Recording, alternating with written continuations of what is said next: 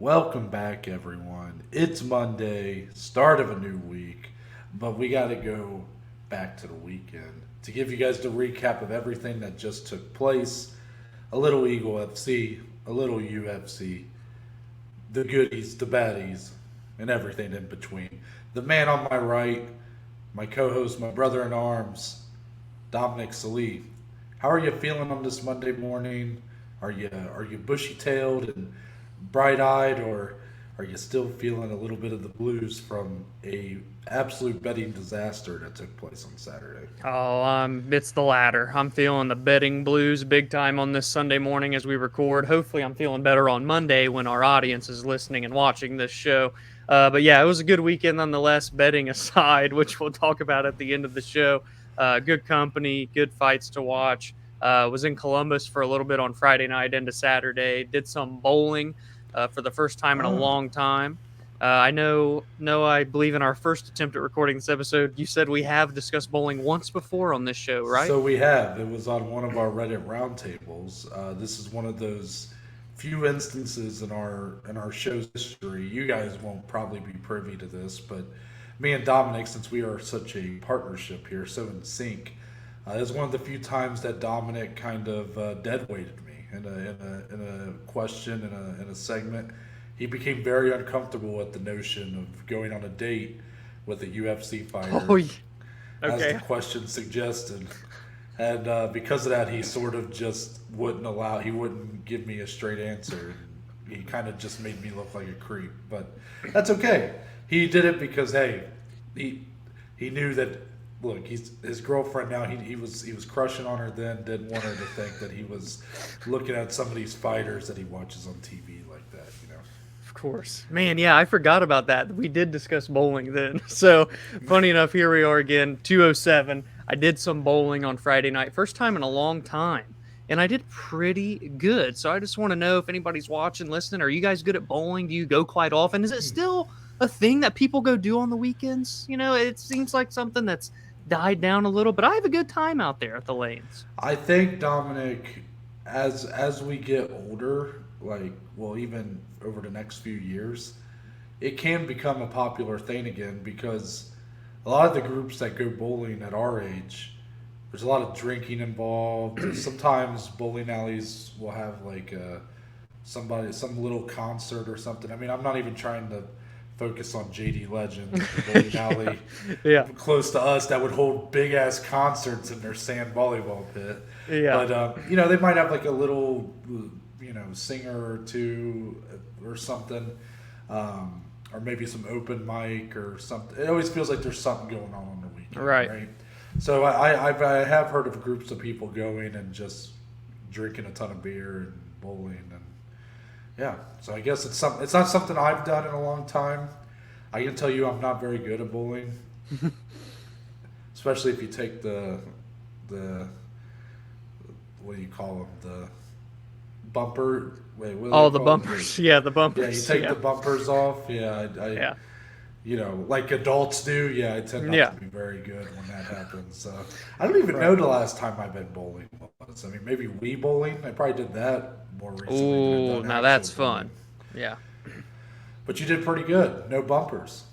Yeah, no bumpers. I did really well. I had probably honestly one of the best scores of my life. I don't know, people out there that are good at bowling might make fun of me, but I had a 161 in the first game, which I felt good believe to me. So 300 is the max. I believe perfect. you Yeah. get, right? Yeah, it's a Yeah. perfect game. So, well, I guess you're not that good, but whatever. But I'm glad to see you had a good weekend, Dominic, and hitting up C-Bus and whatnot. And um, a lot of bad weather, man. Just a lot of it. Yeah. Rain. I was trying to go out to the horse track in Louisville, but then it was storming all day. I was like, well, I'm probably not going to go. And honestly, I Yeah. probably did. I really was kind of not feeling it when it was coming up, so it was kind of a blessing in disguise, I think, that I didn't drive out there. But maybe next weekend. I got to still want to go out there and test it out for everybody. No fights, maybe this might be the one. That's This is the true. That's calling, true. I There is think. no fights next week, and it feels like that's the proper weekend to give it its due. That's right. But we do have fights to talk about from this past weekend. And Dominic, it starts with UFC Vegas, insert number here. Um, In our main event, Ketlen Vieira gets the biggest win of her career, gets a split decision nod over the legend Holly Holm. A lot to go over here, and I really don't know where to start, Dominic. I think we should probably start with the fight itself, right? We'll just start with the fight. Fair. Yeah. Coming into this fight, Holly Holm, question was 40 years old. Yep. Almost a 2-year layoff. How is she going to look? How is she going to look noticeably slower? Is she going to look just as good as she did against Irene Aldana? Mm-hmm. While on the reverse end for Ketlen Vieira, not a ton of questions going in here because we had just seen Ketlen fight in the main event against Miesha Tate, went 5 rounds back in November, December timeframe. Something like that. It was a pretty sloppy stand-up fight for 5 rounds. Ketlen Vieira, big girl for this division, carries a good power, but kind of a sloppy puncher. Really good judo, good jiu-jitsu, but it just seems like there's a lot of holes in her game. So it seemed like kind of an inevitable result here that Holly Holm, as long as she was still Holly Holm that we kind of know and recognize, would probably get the win here. But that didn't happen. Didn't quite happen that way. So what was kind of your big takeaways from this fight when you were watching it? And of course, I mean, we kind of have to address it, I guess, right off the bat. The scoring controversy here, a lot of people split on this fight. As far as the media scorecards, I think out of the 20 scorecards that were submitted, I think only 2 had Ketlen Vieira getting the win. The same amount of people who had it 4-1 in favor of Holm. So that just shows you this was a heavy Holm scorecards. Your personal scorecard for the fight, Dominic. Now, we did have betting bias, both of us, so take it with a grain of salt. But your personal scorecards and then your big takeaways from what we saw on Saturday. Yeah, so I feel like I'm just going to start with takeaways first because I feel like the scorecards are going to be the bulk of the discussion to at least finish it. They brought it up even on the broadcast, the question you posed, right? How is Holly going to look? 40 years old, long layoff, right? All that jazz. She looked slower. She looked slower than the Irene Aldana fight, but that fight was probably the best she's ever looked outside of the Ronda Rousey fight that I've said a couple of times now. So, when you're trying to compare it to that, it's like, oh, well, that was the best Holly we've seen, basically. So, yes, she looked a little slower, but she was Holly doing what Holly does. 4 or 5 punch combinations, in and out, moving on her bicycle a ton. The side kicks to the body that she's always been so good at were landing again. A couple front kicks up the middle. A lot of clinch work from Holly.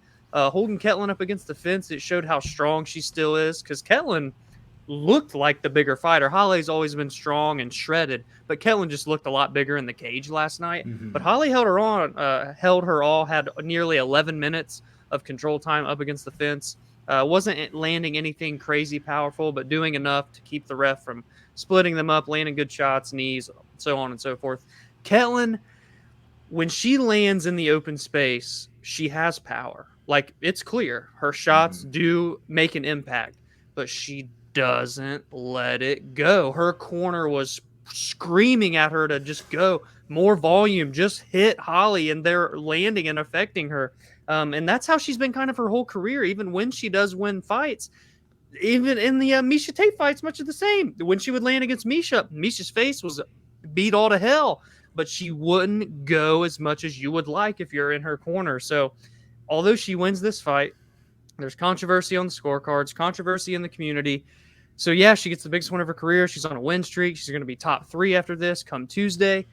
I just don't have much great takeaways for Ketlen Vieira. And that is, that annoys me to say that because I'd like to see this full potential that she could reach. And then just quickly, because I'm just going to transition to you, I scored it 4-1 for Holly Holm.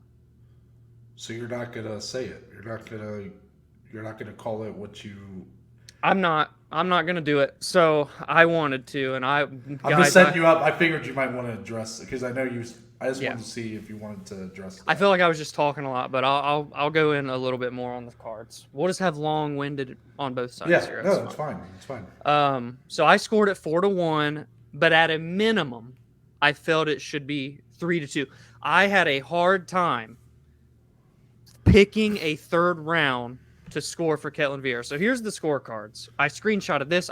Guys, I went through and read the rule book on scoring for MMA last night and everything. It was a crazy night for me after these fights ended. So the two judges that gave it to Ketlen gave Holly rounds 1 and 5 and gave Ketlen 2 through 4, 2, 3, and 4. And then, funny enough, Sal D'Amato was the guy that scored the fight for Holly Holm, so he kind of won back some people's hearts a little bit last night. You know, I always feel weird whenever these kind of things come up, and the judge who's in agreement with us is Sal D'Amato or Chris Lee or something. It's like, oh boy. Yeah, and he scored 1, 3, and 5 for Holly. I scored 1, 3, 4, and 5 for Holly. 4 was the round to me that felt like that's the toss-up. I even texted that in the group chat when it ended. That's the round that could, that's an iffy one. And then Holly came on strong in the 5th. But yeah, when it came down to round number 3, that's what surprised me, and that's why I went back and watched that round. I read all the scoring criteria. Holly had about 2.5 minutes of control time. Ketlen landed a few good shots. She had one good right hook to finish the round, but it didn't feel like she won that round. So for that to be the toss-up was weird because round 4 felt that way to me. But then you look at round 4, well, Holly had a knockdown technically in that round with the body kick that put Ketlen on her butt, plus more back and forth on the striking. So I'd love to know what you guys scored it. Let us know in the comments on social media, whatever the case. Again, I scored it 4-1, felt it should be a minimum 3-2. I don't want to say the word robbery because I hate when people do that, but this one is about as close as I'll get to saying the word. Okay, I just wanted to see if you were gonna, after sleeping on it, I figured you might. Usually, we're gotta simmer down high in the moment. Yeah. Even then, even in the group chat, he still didn't call it a robbery. People, he just said it was actually one of our other buddies who said that. And Tom all he said was he's like, I don't want to say it, but it was close. Yeah. So this fight, man, kind of a stinker of a fight, truthfully. I didn't expect a ton going into this. Holly Holm is a great fighter, but Ketlen Vieira is very good as well. But I just didn't expect these styles to clash in the best way. Right. This isn't really the way I thought this fight was going to go, truthfully. Very surprised by how the fight sort of ended up. Not just because Holly Holm lost. You could have convinced me that it'd be a very close fight. Yeah. But I didn't expect, when they were at range, when they were at striking range, that Ketlen Vieira seemed to get the better of those exchanges. I mean, Holly Holm is an incredible boxer, but Dominic, she looked slower. Yeah. She had no power in her shots at all. I mean, Dominic, I don't think she landed one shot that even dazed, even wobbled. Or, I guess you're right. The one side kick did knock down Ketlen Vieira. But outside of that, I didn't see another shot in this whole fight that stunned, wobbled, hurt Ketlen Vieira. They all just seemed to it was more just volume peppering her with shots. And that's fine. But ultimately, when it comes to the criteria of damage, everything Ketlen Vieira hit Holly Holm with, it felt like was hurting her. Now, there is an argument about what you're saying. She's not throwing a lot, though, and she really wasn't. I mean, it seemed like she had a really hard time with Holly's clinch control. I mean, she couldn't get the better positioning there. So she would get held up on the fence for over half of rounds at points, and couldn't really get off much of her own besides a few knees to the body, which in round 4, I think, was when she landed really good knees to the body. Truthfully, this fight was so dull to me, so just bleh, that I don't even care about the scoring all that much.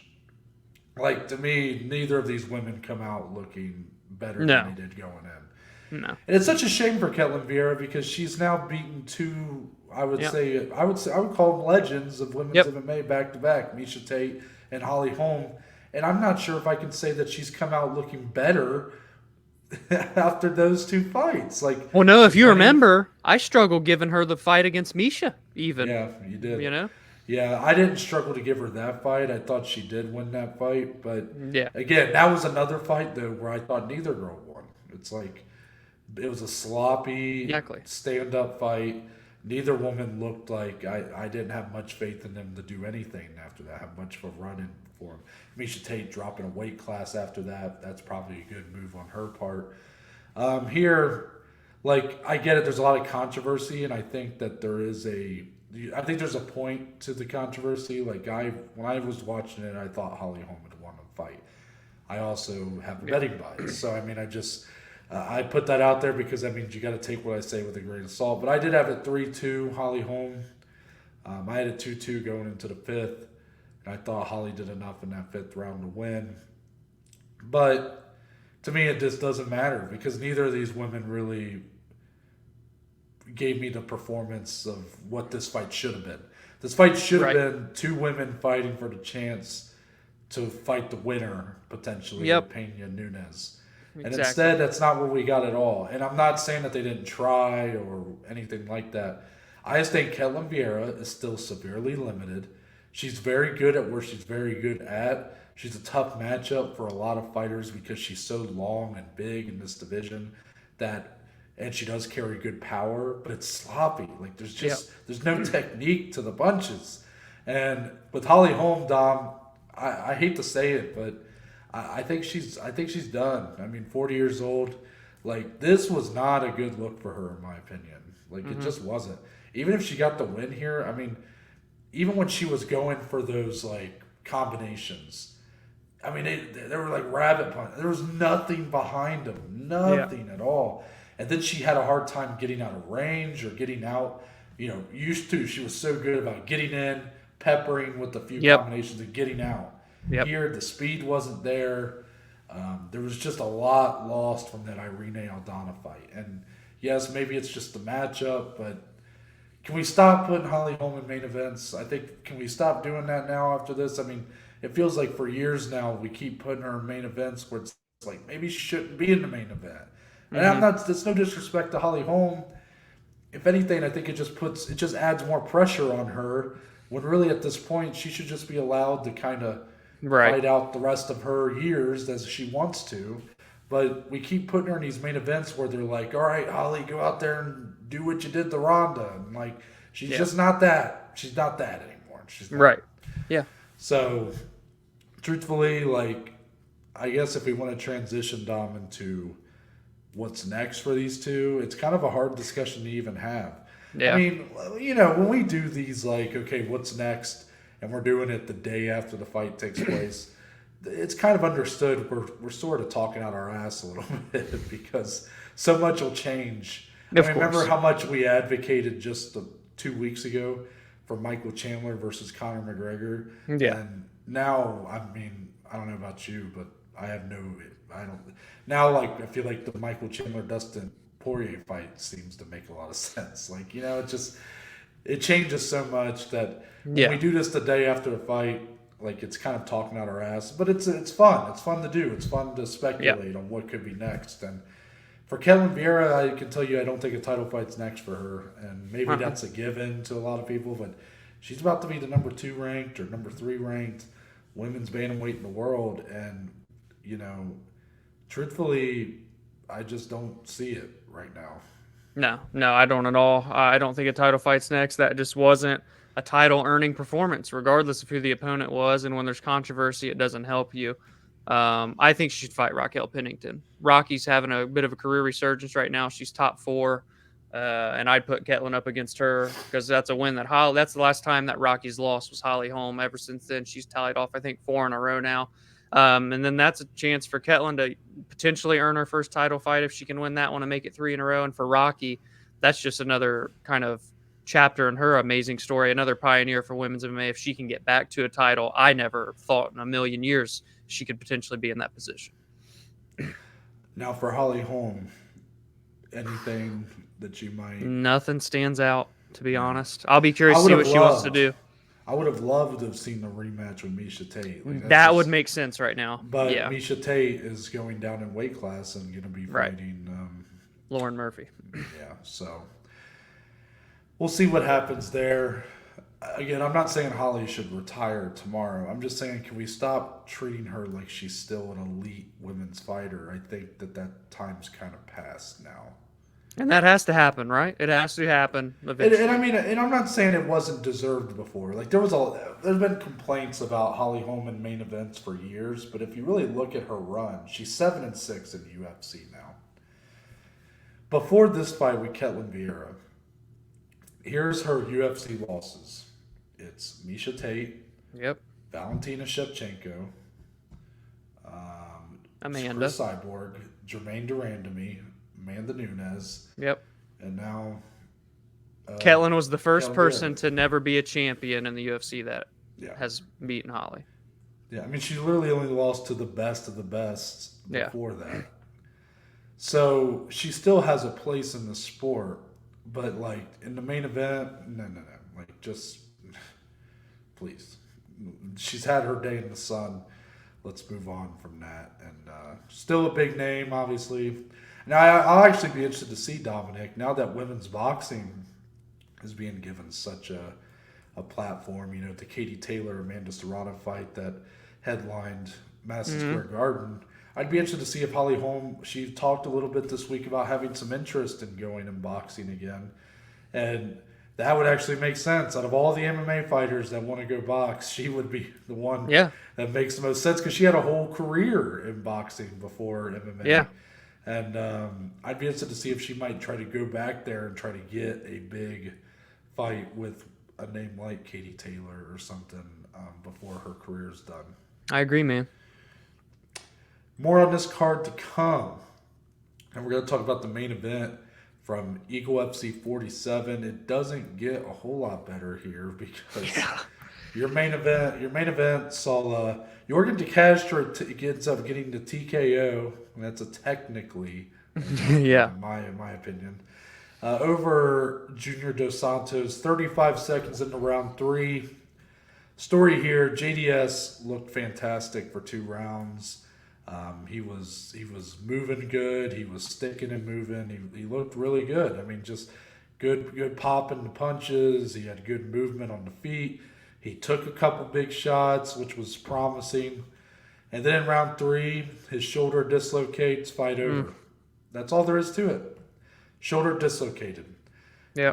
I think it was he was blocking a punch, I think, and it kind of I'm not sure. I didn't really pay attention to the replay on that, but the way I think it kind of happened was Yorgan tried to throw a punch, and I think JDS blocked it with his fist, but it pushed his arm back, and I think it just dislocated like that. So ultimately, it's the biggest win of Yorgan De Castro's career, Dom.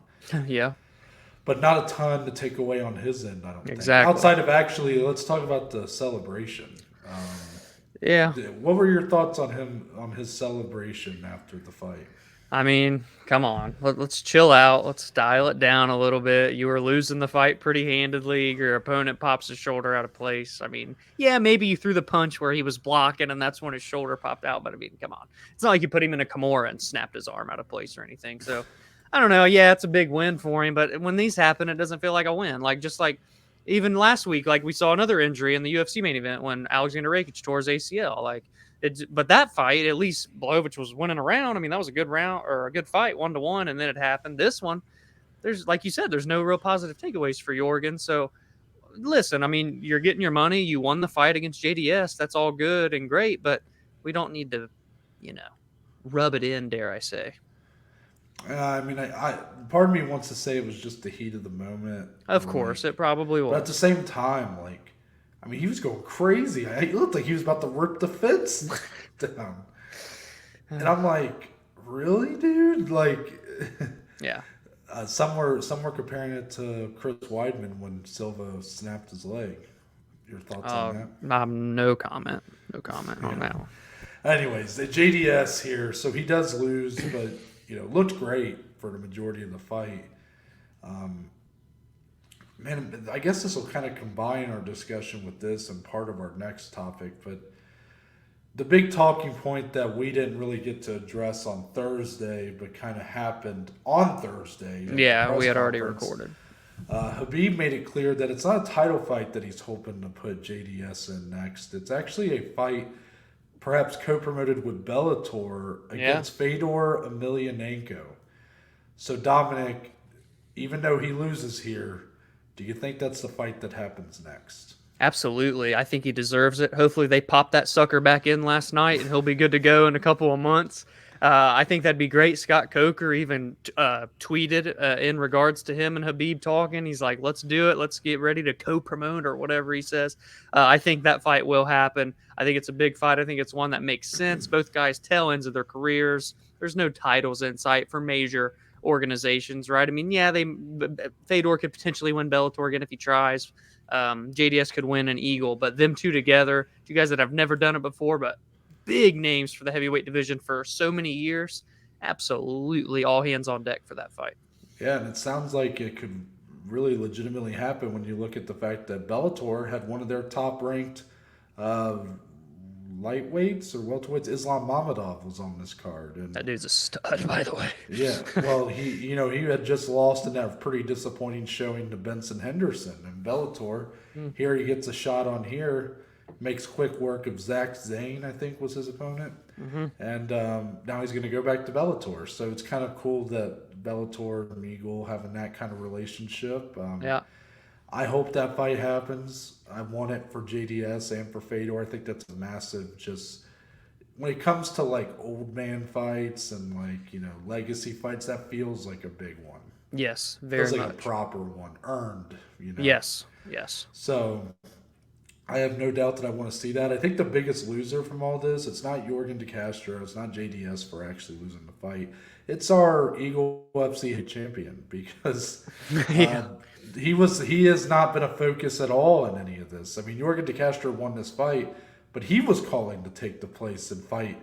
Now he wants to fight Fedor. He said, well, I wanted to fight, so I should get to fight Fedor. Yeah, I'm sure Khabib's going to get right on that, buddy. Yorgan De Castro versus Fedor Emelianenko.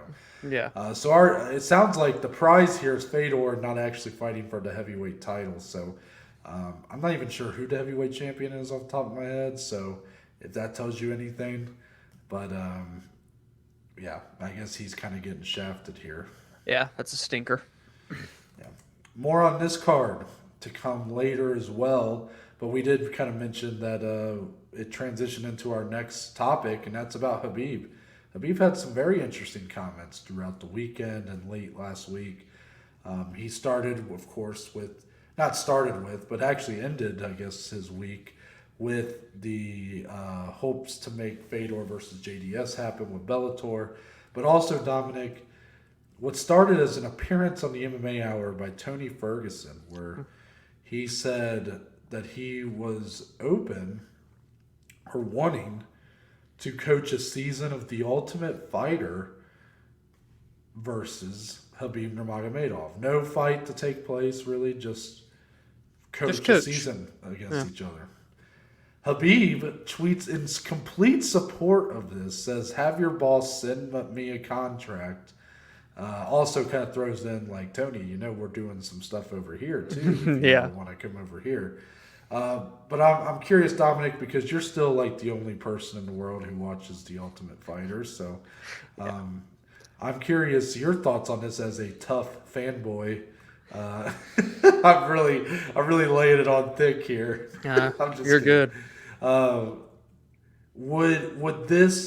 Is this something you would be in support of, or is it not as frugal as maybe it might appear to some people at first? Yeah, I mean, we're about 6 years removed from when this could have really been a big thing. So while it'd be cool, two guys that, we still won't see them fight, but we'll see them compete against each other and coaching and whatnot. And, it's just two guys that have the ultimate respect from so many fighters and so many people in the community. It would be cool to see.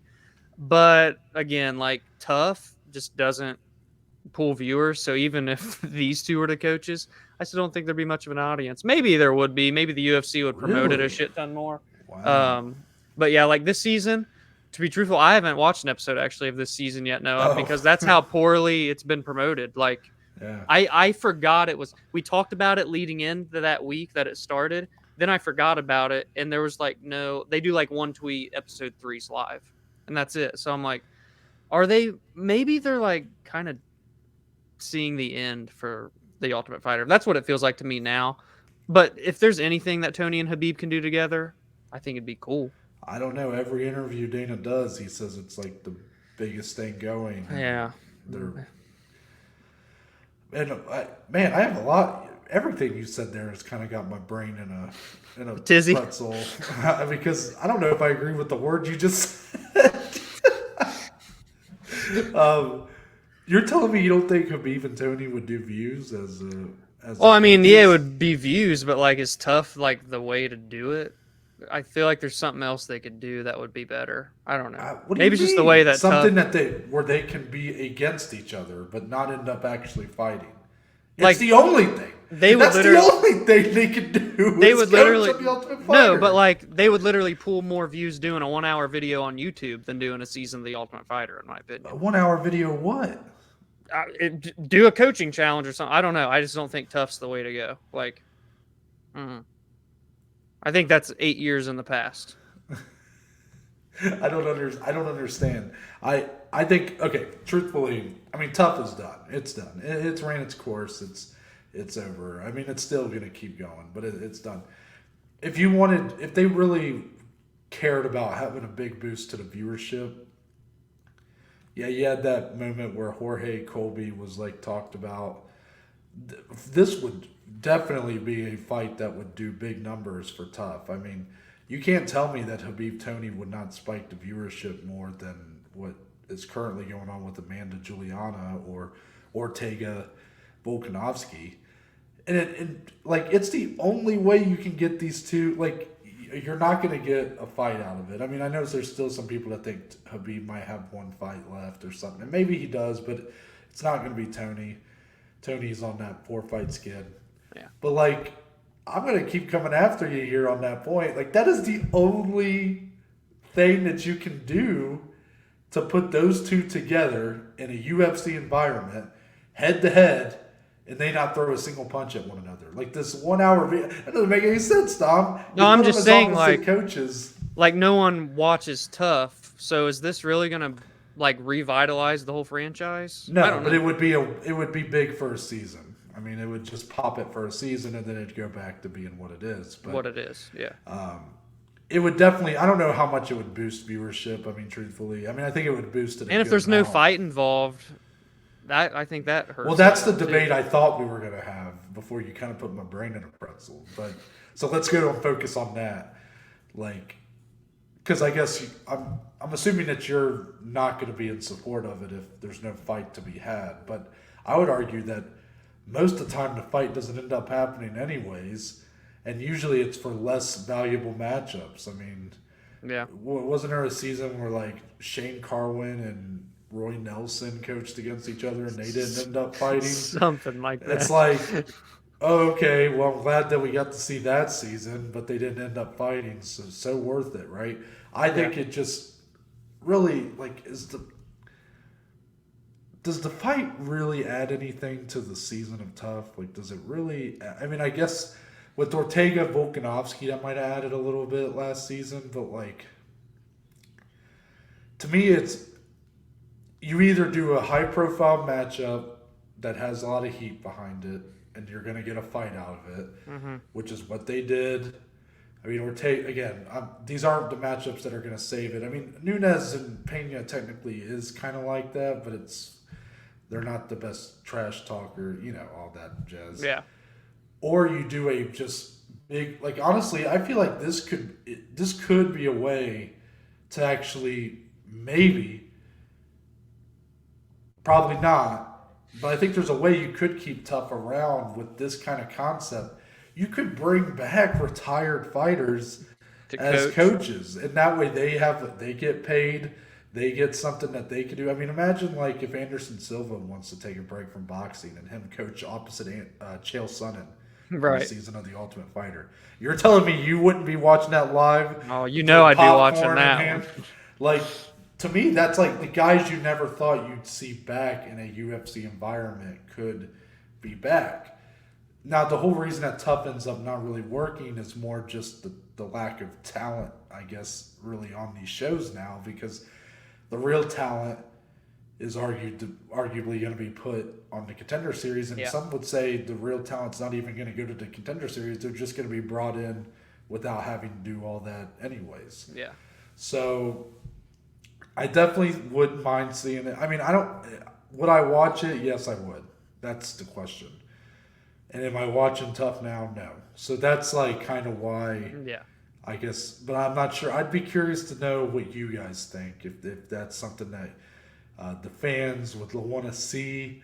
Would it make you watch TUF if you're not watching it? Would it make you not watch it if you are? Like, I'm just kind of curious what people think about that. Because, I mean, Dominic's over here telling me that, like, it's the worst idea ever. So I mean, No, it's I'm not just that kidding. bad. I'm just kidding. Anything else on this, Dom? No, I will just say your idea. You should maybe pitch that, send an email to the UFC though about the retired fighters, bringing them back. I just thought of that when they were talking about Khabib and Tony. I'm like, the fight. Like, don't get me wrong. I think when TUF was really at its best, seeing the fights go down at the end was kind of a big part of that. Like Randy and Chuck, in Right. season 1. But then, like, season 2, I think was Matt Hughes and Rich Franklin, and they didn't fight. Yeah, and we've said a lot too that really at the end of the day the show should be focused more on the fighters that are competing. It's just when you have big name people, it's hard to kind of. Oh, I mean, twist we can say that all we want, but the seasons that are the most interesting to watch Exactly. are like when Conor came and did it against Uriah Faber. All the shine was on Conor, none of it on the new fighters. Right. And I mean, that's a shame, but also, like, it's they're doing reality TV. That's what you're going to get. That's why we just acknowledge that the concept has evolved. Contender Series is now. It's the way to go. It's the way to go. Comes back at the end of July, by the way. Yes. Yeah. I mean, but there is a discussion to be had on if that's even bringing in real, talent. You know what I mean? Which we'll talk about. Shameless plug. Not this Wednesday, but the next Wednesday we'll have a new.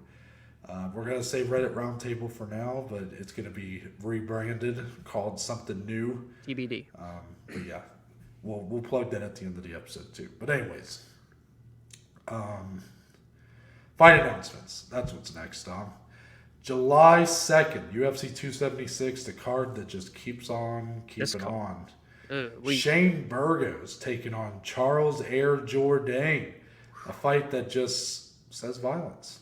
Yeah, that's all it is. This is fantastic. Kind of like poor guy Burgos has been fighting guys that are unranked, with Billy Q and now Charles Jourdain. But damn, they're perfect matchmaking in terms of styles. This is going to be violent. Jourdain obviously looking to finally crack into the rankings. A guy that was really wavered, but is starting to really put it together lately, and Burgos is still one of the most fun guys in all of the UFC to watch. One of the most underrated fun guys in the UFC to watch, honestly. I don't feel he gets the respect he deserves. Mm-hmm. He's a great talent. That's a fantastic fight. He has my respect. Charles, Amen. I've been speaking that language. All right. Second one, we got our main event for UFC 277, July 30th. It will be the rematch, the conclusion of this season of The Ultimate Fighter. Juliana Pena will defend her women's bantamweight title against the woman she took it from, Amanda Nunes. The fight that shocked me, that shocked the world, has left me in a pretzel ever since. A lot of pretzels in Noah's brain today. Dominic, your thoughts on this being the main event and just this fight overall? I was surprised to see it was the main event, but then I guess I shouldn't be too surprised because Dana's big on this. He even said it could be one of the biggest women's MMA fights in the history of the sport. Obviously, Juliana had one of the biggest upsets in the history of the sport when she took the belt from Amanda. It still feels weird even saying that. But good on them. This is in Dallas, by the way. It's that second pay-per-view of the month in July. So it's good. Underneath of that is the interim fight between Kai Car-France, Brandon Moreno. So it's going to be a good card. So, yeah, I mean, I don't have a problem with them being the main event. If anything, hopefully it's just another fun fight, and that's all that matters. It's very loaded underneath the two title fights. But, Dominic, you can acknowledge if you just don't really care about this fight all that much. I mean... Oh, it's a big fight. Well, because you're like, all that matters is if the fight delivers. But, I mean, it's a title fight. It should have some sort of attraction to it, right? It's... Right. I think it's a step up from like the last time we had a women's fight headline was 250. That was Amanda Nunes versus Felicia Spencer. Yeah. I think this is a step up from that because there's a story actually to it. Amanda looking like a shell of herself, getting kind of dominated by Juliana Pena. One of the most shocking results in UFC history. Now she's coming back for her title. The Ultimate Fighter stuff, like, who cares? Like, I'm not sure if that's really going to add anything to this fight, but yeah, you can tell that the UFC is at least interested in trying to give it as much shine, as much promotion as possible. Because whether we like it or not, Amanda Nunes is one of the best to ever do it. But her main eventing cards just don't sell the best. Right. So, right. You do have a real banger of a fight underneath it in Moreno Kai, but I also think that fight's not going to get a ton of love going like by the casual viewers. Right. So the rest of the card though is really stacked too. I mean, yeah, it's a good you got card. a lot of great. Derek fights Lewis there, is on so- the card. Yeah, I mean, Derek back in Texas, man. Yep. I mean, please. Can he win one in Texas? That's the thing. Please, Derek, not again. Not Yeah. again. But yeah, I think it's going to be really fun. This main event, it's fine. I'm happy with it. But that's going to wrap it up for the fight announcements. Let's get on to the rest. We're going to actually go back to Eagle FC 47 first. Let's talk about that co-main event. Ends in a no contest. Thiago Silva versus Hector Lombard. Fight was looking pretty good for the first round and a half, 2 rounds that we saw. Both guys getting dropped. Silva getting dropped in round 1, nearly getting finished. He comes back and drops Hector Lombard in round 2. But Dominic, after he drops him, he throws an illegal knee right at his dome while he's still down. And Hector unable to continue. Fight becomes a no contest. Kind of a limp dick ending. Yeah, it sucks, especially when you look at what happened in the main event. That's a terrible way to end a card. At least the fight was fun for what it's worth going in. It's like a participation trophy there that I just gave out. But, going in on Thursday when we previewed it, we're like, this is a bit of a weird fight, 2 guys haven't won in years, haven't fought in years. Here they are, but they scrapped, they fought hard. There, as you said, 2 knockdowns. So it was fun for these older guys to get in there and scrap. But to end in a no contest, it's just like, well, we tried, it failed. Let's move on. They were talking, Henry's in there talking to him after, and he's talking about rematches and like, I don't know. It's like, can we just move on? Right, exactly. Also on this card, though, Don, we had multiple first minute, actually 2 main card 30-second knockout finishes, but the one that matters is Maki Pitolo, coconut bombs. Coconuts. No, Landed he a didn't miss coconut weight. bomb. He did miss weight. Oh, Actually, pissed. Did he really? Yeah, so him and his opponent, Doug Usher, I see you read our tweets because I did put this on there, but whatever. They actually both missed weight. Oh. Well, that's quite the story. Mackie missed by, I think, 1.5 pounds. Doug Usher missed by like 3 pounds. Oh. I made the mistake of tweeting because I was trying to get a tweet out before the fight started, and I was doing it. I was scrambling to get it done because I had heard they both missed weight, and I was like, "Oh, Mackey's fighting at 185 pounds." I was like, "In the UFC, he fought at 170." Yeah. So I tweet that out completely wrong. He literally fought on the Contender Series at 170. Never fought in the UFC at anything other than 185 pounds. So I was wrong, but this fight, not much to it. Maki Pitolo lands the coconut bombs, and it's over. Yeah, exactly, man. What more can you say? He made Doug Usher retire. Actually, Doug Usher retired afterwards.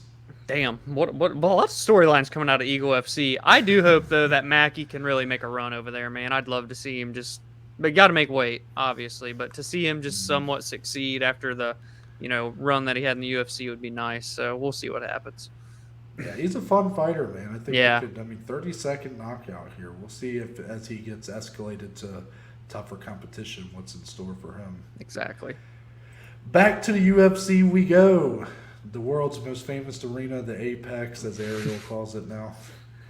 Our co-main event saw Michelle Pereira get a split decision over Thiago Ponzinibbio's are one of 3 split decisions on the night. We had a split decision in the main event, the co-main event, and like earlier, the first fight of the main card.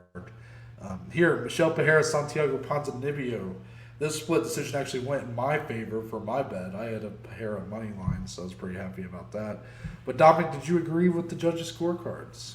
Yes, I scored 1 and 3 for Pereira, round 2 for Santiago Ponzinibbio. Man, these guys just gave it their all. I mean, that was a fucking phenomenal fight. 2 guys that really were fighting for their place in that top 15, and it felt like it, man. Ponzinibbio's always in fun fights, especially in his little bit of a comeback here, 4 fights that he's had. And Michel Pereira, that's 5 in a row. We have to acknowledge it, man. 5 straight wins for this guy. One time, he was doing backflips, running out of gas, looking like, well, he'll be a fun fighter, but nothing ever much more than that. Now he's going to be a top 15. Fight by fight, he's toned it in. He's became more calm, composed. But, man, when he throws, he's dangerous and carries power.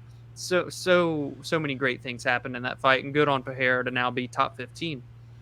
Yeah, I mean, at one point in time, this guy was losing to Tristan Connolly by running out of gas from doing all this crazy flips and stuff. Yep. Then he loses a fight he dominates against Diego Sanchez because Diego forgot about that one. Lands an illegal knee, I think, when Diego's down. Diego, look, I'm not saying he couldn't continue. I mean, I know Diego's a tough son of a bitch, but the dude, he asked the ref, he's like, if I don't continue, is it a DQ win? And the ref said yes. And then he says, I can't continue. I always thought that was funny. But, basically, Michel Pereira went from that, where he was kind of a meme. Like, he was kind of a meme fighter. Yep. Now he's legit. Like, he is shown to be legit. He's only 28 years old, which is still, like, the most shocking thing in the world to me. Yeah. He's absolutely massive. I mean, that was the biggest difference here, Dom. The difference was that Pereira was able to keep Ponzinibbio uncomfortable long enough to build up a lead, and then he was able to maintain that lead, even though he did start to slow down a little bit, but the damage he had put onto Ponzinibbio slowed him down too. Yep. And that's why in round 3, it kind of, technique went out the window for both guys. They were just throwing hams at each other for the last couple minutes. But that's kind of how I thought this fight might go. I said, I know Pereira, when he's on his bike, and if you can, really make him work, if you're throwing a lot of takedown attempts at him and stuff, make him sprawl a bunch, he can run out of gas. Yep. But I said, if he can put enough damage on Ponzinibbio is going to slow down as well, and that's exactly what happened here. I mean, it was an awesome fight. I think both guys come out looking good, but again, for Ponzinibbio, I think we just have to kind of accept that he's a very fun fighter. But I just think that the Ponzinibbio that beat the shit out of Neil Magny in Argentina, man, he's gone. And it's such a shame to lose your prime years like that. Not enough people acknowledge that either. I know. Because, not that I want to dwell on it. This guy's a legitimate threat, though, man. I think it's honestly miraculous that he's even as good as he is. Oh, yeah. I mean, this guy nearly lost his life over these health issues he had. Yeah. To be back and even be a top 15 level guy is amazing. Quite miraculous. It's just a shame because we really thought he really could have been, a champion. Yes. Perhaps. And yes. For Michel, again, I don't know how far he can take this, how much higher he can go. He's going to be ranked now, but I'm willing to find out. Now, I do think Brett Okamoto tweeted about him versus Randy Brown. Randy Brown coming off a win over Chaos Williams, who Michel also has a win over. I wouldn't hate it. Wouldn't hate it at all. That would be so fun. So, give me that fight. But next up, Dom, Chidi, Bang Bang, and Joe Kawani gets the first round knockout with the elbow off the clinch against Sid from Toy Story, Dusko Todorovic. Excuse me. I had a stroke right there. Your thoughts on Chidi, man? That's 2 first-round finishes and 2 UFC fights. This is a guy who is in his 30s when he's making his debut in the UFC, but he has had a run before this. I mean, he's been with Bellator for a long time, main evented multiple Bellator shows. Feels like he's kind of here, right place, right time. Yeah, to me, it feels like a similar kind of career path as our guy Chris Curtis. Shout out to Ohio, kind of deal. And he's been in fun fights so far in the UFC. One was a 16-second knockout, made a quick turnaround and knocks out Dusko. This guy's going to be in fun fights, and that says a lot in the UFC. That can carry you quite a ways. But there is legit potential here for Njokuani, just being 33. Again, similar to Chris Curtis in terms of the age too. You don't have a ton of time, but you've got enough time. So I want to see what can happen with him. Yeah, the newcomer of the year race is heating up, I would say, for the Joeys. I have like 7 names on my list right now, and one of them is our next guy, Jailton Almeida. Oh, my goodness. Gets the first round submission over Parker Porter. Now, Jailton Almeida, more known as a light heavyweight, he took this fight at heavyweight, was in about the 220s weight-wise, 40 pounds less than his opponent. And Dominic, it did not look it at all. I mean, people weren't sure how would his power and his strength translate against a bigger opponent. I mean, he literally, he ankle slammed Parker Porter like he was nothing. It was phenomenal to watch him put away the big man. Yeah, so while this fight was at heavyweight, Jailton is a light heavyweight, and man, does it feel good to have a legit, fresh, new prospect enter the 205-pound division. I can't wait to see the things that this guy's done. He's got 16 wins. They're all via finish. He's won 11 straight of them. Noah pointed out he hasn't even been hit through 2 fights in the UFC thus far. So Hamzati's coming to chase your record that you had. This guy, very, very electric. And I'm pretty sure on his Contender Series fight, he was only hit twice. So take with that what you will. I mean, you all saw the stats when Hamzat was making his fight, taking I think even going into the fight with before Gilbert. Burgos, he was like in 3 fights he had basically been hit 0 times. And Jailton Almeida, very similar. So goodness. I'll be interested to see. Another guy that I really like from the Contender Series making a big bounce back here, Euros Medic. This was a Contender Series versus Contender Series. The crime on crime. Medic gets the TKO over Omar Morales, round 2. Fun scrap, this one. Omar Morales he is good. I like Omar Morales as well. But Morales just a little too content, I think, to stay on the feet with Medic in this one. And once Euros found the shot, once he wobbled him one time, he did not hesitate to go in for the finish, and he got it. Yeah, exactly. That's all it took, man. We saw him struggle, but he lost against Jalen Turner, you know what I mean? And you look at what he's doing now, but now Euros bounces back, gets this win. He has a 100% finish rate, and he didn't rush or force anything, and that's what I like most about this performance, and still was able to get the stoppage. Couple more here, low on the prelims, but we got to give some respect to Jonathan Martinez, I think, Dom. Dude. I mean, this guy's leg kicks. His leg kicking arsenal is just fantastic, and he looked great here against Vince Morales. I've bet against Jonathan Martinez, technically, not really. Like, the bet wasn't against him, but in my head, I thought he was going to lose. Right. But Jonathan Martinez, I think that's 3 wins in a row for him, and he's doing it all in a very similar fashion. He is very patient. I saw they said this on the broadcast because I kept saying he has a safe style, and I'm like, what does that mean? There's no such thing as safe. It's the UFC. You're fucking MMA. You're not safe. Yeah. He's patient. He will not force openings to happen. He doesn't take a lot of risk. He really lets things come to him, but he's good, man. Yes. And maybe because he doesn't take a lot of risk and because he's kind of that safe, as I'm calling him, fighter, maybe that will make his ceiling not as high as some other guys who are willing to go there and willing to take it there. But I think he's really good.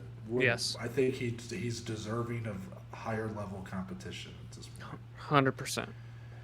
And lastly, shout out to Dominic for this bet. We'll talk about that part of it a little later. But Chase Hooper showing a bit of involvement in the game, gets the 3rd round TKO over Felipe Colares. I'm sure Chase Hooper's submission bettors were pissed. In shambles after this one because Hooper dominated most of this fight. I mean, the grappling transitions Oh. were so much fun to watch, but it seemed like Chase Hooper was just doing circles around this guy for the most part. Oh man, I mean, what a performance by Chase. He took that year-long layoff. I was so intrigued to see how he would look. And while we didn't see much in the stand-up, he looked at least a little bit more comfortable. Not that it was against like some elite striker, so I still need to see him tested there. But when he's on the ground, holy shit, this guy is transitioning and what he can do, the way he bends his body. He's so long and lanky, he can get his legs up into insane positions. He's very flexible, and he's just so intelligent, so smart. He doesn't force anything. He doesn't put himself in danger when he's down there, because this was against Felipe Clolar.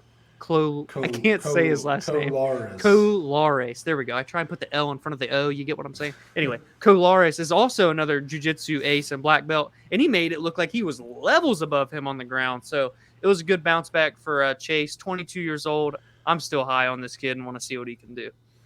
Yeah, I mean, he's still like the fourth youngest fighter in the Yeah. entire UFC. So, I don't think he's got like a super high ceiling quite yet. I mean, you might think he's a little bit better than I do, but again, he's so young that like, how's this gonna go, right? Like, Yeah. if like he's 22, Yeah. so where's this career gonna go? I mean, it's the when you really think about it, Dominic, like when you get that much of a head start and how he appears to have solved a few of his holes in his game, like, I mean, what kind of run could be in him? Like, he could really be like a Charles Oliveira type that just like all of a sudden puts a lot of things together when he's 30 years old in 8 years. You know, it's just very interesting to see how things are going to play out for him as he starts to fill out and actually physically mature into his body. Even it's very interesting. Exactly. But that's going to wrap it up for the rest. We'll transition into the results from our below average bet slip, and below average it sure was this week. Here we go. Oh man. Okay, so for the week we went minus 1.79 units. That puts us at plus 5.27 for the year. 0-3 on parlays. That's where it really did us, because we went 4-2 on singles. One of those parlays, of course, mine being 2 units. Holly Holm losing that split decision completely flipped the night, because if she wins that decision, two of those parlays are green and not red as they are now. Your thoughts, Dominic? Yeah, it's unfortunate. We've been performing well in singles too, for what it's worth, and it showed again here. We're making smart bets. Noah dabbled with his unit sizes, and it paid off for the Euros Medic win there. So, the singles aren't the problem. And, for me personally, results this year, I've struggled the worst with the parlays, and I just need to, we have a week off, thankfully, to just kind of keep digging, keep doing stats, and what do we feel most comfortable with. So I'll be happy to bounce back and come in betting fresh for the Volkov versus Rosenstrike card on June 4th and whatever else happens during that month. But yeah, it's just parlays. They're hard, right? That's why there's always big odds on them. You just got to reevaluate, see where we're doing strong. But I still feel confident in our singles. We just got to keep fighting and digging out of the hole. Sure. I do think there's an elephant in the room that needs to be addressed as well. Okay, I'm going to try to say this without yelling. Okay. You look like the kid in class whose cards on like yellow. You're on yellow, and I'm about to flip you to red. Right. Okay. Dominic did it again, people. No, you did. You did. If the fact that you're not about to take responsibility for it either just means that you're not going to learn from it, and it's like that's such a shame. When we went to Columbus, what was the fight in question, Dom? Matthias Nicolau and nope, that's not. No, not that one. It was the first fight of the night, but it's okay. Me and Dominic could both put a unit on an individual in the first fight. Fight takes place. Pretty close fight. But in both of our heads, we both feel pretty confident 2-1 for our guy. Yep. Dominic, before the scorecards get read, goes, with 30 seconds left in the third round, he says, I think we got this one, brother. Yeah, we're about to cash. Yeah, that's what I said. And I was like, why did you just say that? Because as I wrote on here to remember the word, because I keep forgetting it, betting etiquette is a massive part of this game. Mm-hmm. And you do not jinx a bet. Like that is just, especially for a bet that's not, it doesn't just affect you, it affects someone else. You don't do that. So we of course lose the decision. Yeah. And not too happy with them. But I'm like, you know what? Me and Dom are still new to this game, this sports betting game. I just am lucky that even before we started doing this, I've been like watching a lot of betting content for years and stuff. So I had a head start on knowing the betting etiquette side of things. So I told him, I said, just don't do that again. Just don't. So then last night, the fight's over between Holly Holm and Ketlen Vieira. And Dominic sends the following 2 text messages before the scorecards get read. Should be a minimum 3-2 Holly.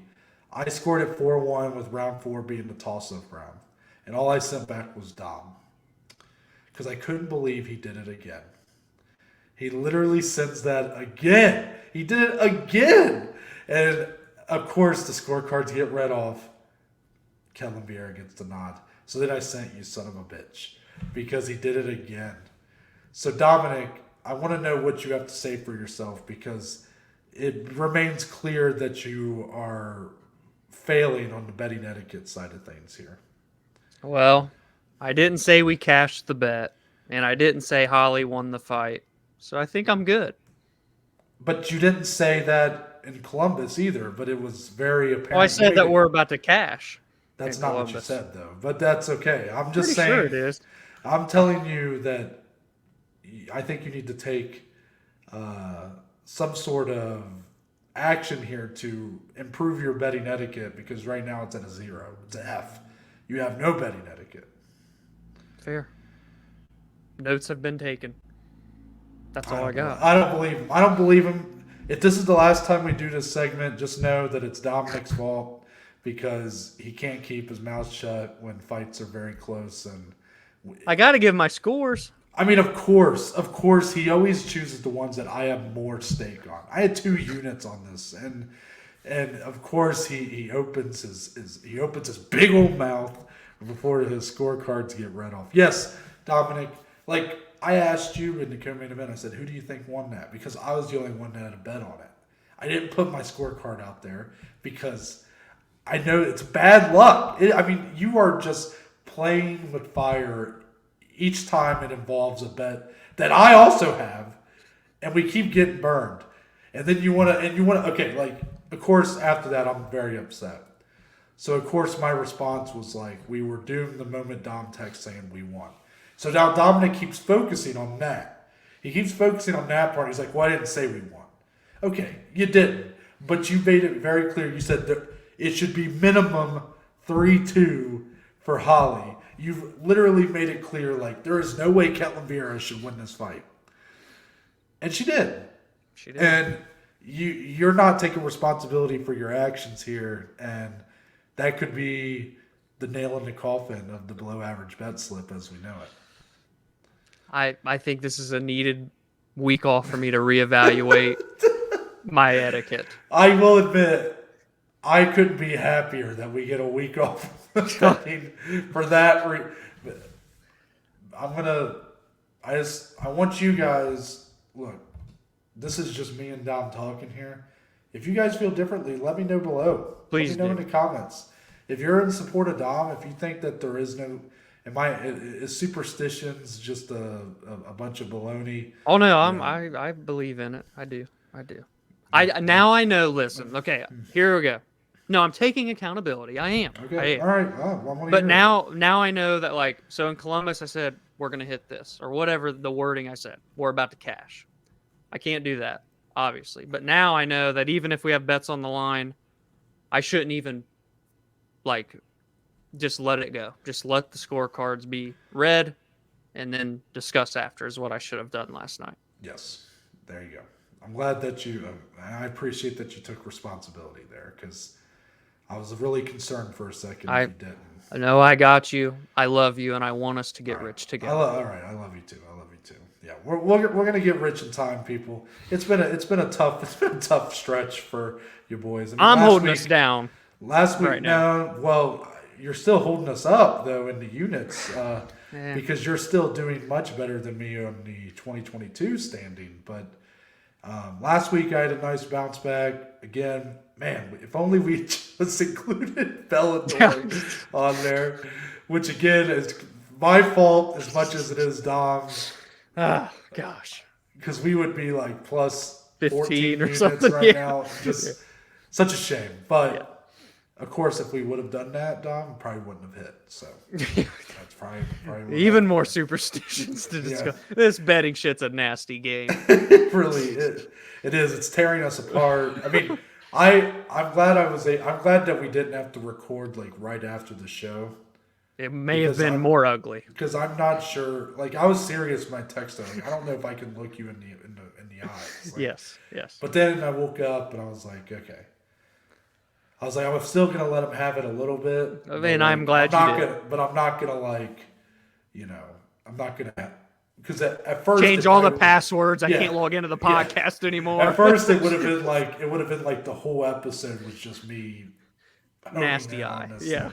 And like I don't want to make this. This is a safe space for me and Dom. I don't want this to be a spot where one or both of us don't feel like we can talk freely about things. You know. So, all right. A lot of takeaways from this, and hopefully you guys at home have learned something as well. And with that, Dominic, we're going to get into closing statements. It almost felt like a closing statement just had, but it wasn't. So, Dominic, for this Monday edition, as we will let it be known, I know we didn't plug social media in the beginning. Damn it. I have it written on here. I forgot. We'll let it be known that since there is no events this weekend, no major MMA going on, no episode on Friday. Right. Or Thursday. Thursday. No episode the following Monday, but following Wednesday. We're going back to back next week. So Wednesday, oh God, it's going to be in June, so I don't know. June. Crazy. We'll be in June. Holy shit. We're coming up on 2-year anniversary, Dom. I mean, we are nearing, aren't we? It would be Wednesday, June 1st, actually. First day of June. June 1st, okay. So Wednesday, June 1st, we're going to have our first in probably 3 or 4 months. I know, it's been a little bit. I'm going to call it Reddit Roundtable still, but I'm just letting you guys know we're changing the name. Yep. Everything else is still going to be the same. Just kind of the Reddit part, I'm realizing me and Dominic are not people that have been on Reddit much before we started that. Yeah. And I've realized that Reddit doesn't necessarily have a very positive connotation to it. So, while the wording was cool, Reddit Roundtable rolls off the tongue. Yeah. I think what we're transitioning into is going to be much cooler, much better. Yeah, I think so too. So I'm not sure if that's the name that's going to stick. Maybe I'll just put it out there. Verbal sparring.